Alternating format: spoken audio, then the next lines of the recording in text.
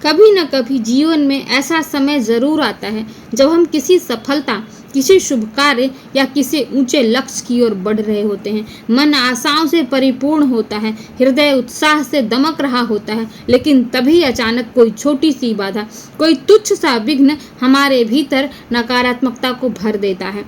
उम्मीदों से भरा मन संशयों से घिर जाता है। हम अपने ही संकल्पों पर संदेह करने लगते हैं। परंतु यह जान लीजिए, जब आत्मा उन्नति की ओर बढ़ती है तब दो शक्तियां सक्रिय होती हैं। एक जो आगे बढ़ाती है, दैवीय शक्ति, दूसरी जो परखती है, यानी माया, विकार।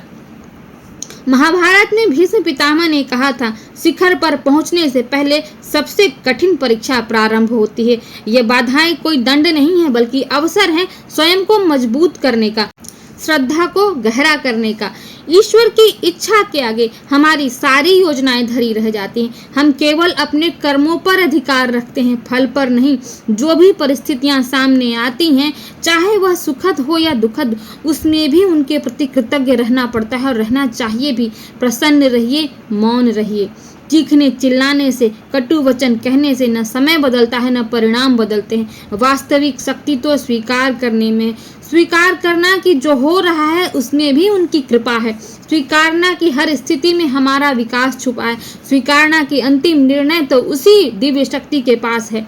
जो मन से नहीं गिरता वह जीवन में ऊंचाई पाता है, जो स्थित प्रज्ञ बनता है वही परम शांति को प्राप्त करता है। तो अगली बार जब भी कोई बाधा आए तो मुस्कुराइए, प्रार्थना कीजिए और पूरे विश्वास के साथ आगे बढ़िए, क्योंकि आप किसी शुभ यात्रा पर हैं। आप शुभता की ओर अग्रसर हैं और आपकी विजय सुनिश्चित है, क्योंकि आपकी आस्था, आपका विश्वास ईश्वर में अटल है। क्योंकि आप ईश्वर के हर निर्णय के प्रति समर्पित हैं, तो ईश्वर आपको कभी भी गिरने नहीं देंगे, वो सदैव आपको संभाले रखेंगे। लेकिन जहां आप अपनी बुद्धि पर भरोसा करेंगे, अपनी बुद्धि पर आप अहंकार करेंगे कि मैं जो करने जा रहा हूं वही सबसे उत्तम है, वही सर्वोत्तम है, ईश्वर आपको एक बार दर्पण जरूर दिखाएंगे कि मैं हूं, देखो तुम यहाँ चूक रहे थे, तुमने यहाँ योजना बनाई, मैंने तुम्हारी ये योजना विफल की। तो हर कार्य से पहले उनको आप उसका भार दीजिए और हर कार्य की पूर्ति के बाद भी आप उनको कृतज्ञता व्यक्त कीजिए, क्योंकि